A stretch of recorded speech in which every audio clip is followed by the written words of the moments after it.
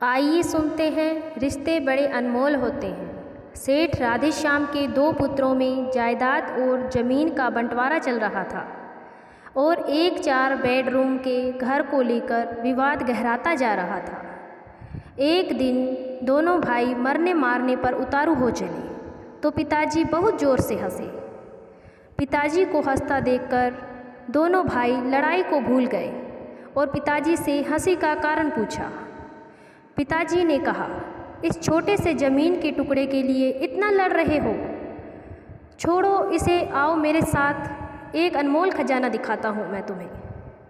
पिताजी राधेश्याम जी और दोनों पुत्र रमन और अमन उनके साथ रवाना हुए।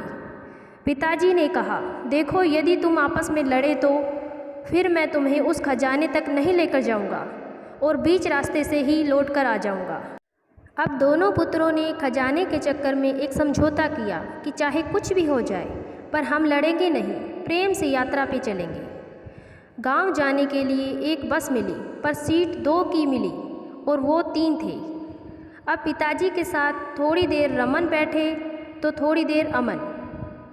ऐसे चलते चलते लगभग 10 घंटे का सफ़र तय किया। तब गांव आया। राधेश्याम जी दोनों पुत्रों को लेकर एक बहुत बड़ी हवेली पर गए। हवेली चारों तरफ से सुनसान थी। राधेश्याम जी ने देखा कि हवेली में जगह जगह कबूतरों ने अपना घोंसला बना रखा है, तो राधेश्याम वहीं बैठकर रोने लगे। पुत्रों ने पूछा, क्या हुआ पिताजी, आप रो क्यों रहे हैं? रोते हुए उस वृद्ध पिता ने कहा, जरा ध्यान से देखो इस घर को, जरा याद करो वो बचपन जो तुमने यहाँ बिताया था। तुम्हें याद है बच्चों, इसी हवेली के लिए मैंने अपने बड़े भाई से बहुत लड़ाई की थी। ये हवेली तो मुझे मिल गई पर मैंने उस भाई को हमेशा के लिए खो दिया, क्योंकि वो दूर देश में जाकर बस गया और फिर वक्त बदला, एक दिन हमें भी ये हवेली छोड़कर जाना पड़ा। अच्छा तुम ये बताओ बेटा कि जिस सीट पर हम बैठकर आए थे, क्या वो बस की सीट हमें मिल गई? और यदि मिल भी जाती तो क्या वो सीट हमेशा हमेशा के लिए हमारी हो जाती? मतलब कि उस सीट पर हमारे सिवा और कोई न बैठ सकता हो। दोनों पुत्रों ने एक साथ कहा कि ऐसे कैसे हो सकता है? बस की यात्रा तो चलती रहती है और उस सीट पर सवारियां बदलती रहती हैं। पहले हम बैठे थे, आज कोई और बैठा होगा और पता नहीं कल कोई और बैठेगा। और वैसे भी उस सीट में क्या धरा है जो थोड़ी सी देर के लिए हमारी है?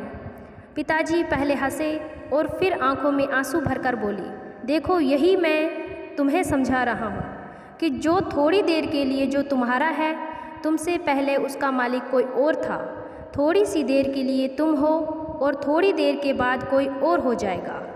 बस बेटा एक बात ध्यान रखना कि इस थोड़ी सी देर के लिए कहीं तुम अपने अनमोल रिश्तों की आहुति न दे देना।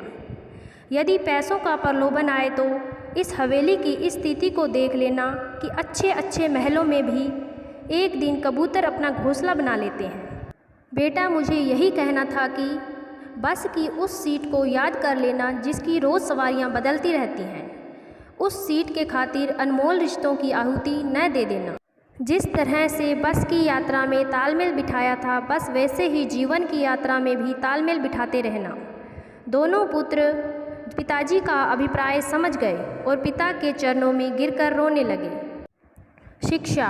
मित्रों, जो कुछ भी ऐश्वर्य, धन, संपदा हमारे पास है, वो सब कुछ बस थोड़ी देर के लिए ही है। थोड़ी थोड़ी देर में यात्री भी बदल जाते हैं और मालिक भी। रिश्ते बड़े अनमोल होते हैं। छोटे से ऐश्वर्य, धन या संपदा के चक्कर में कहीं किसी अनमोल रिश्तों को न खो देना। धन्यवाद।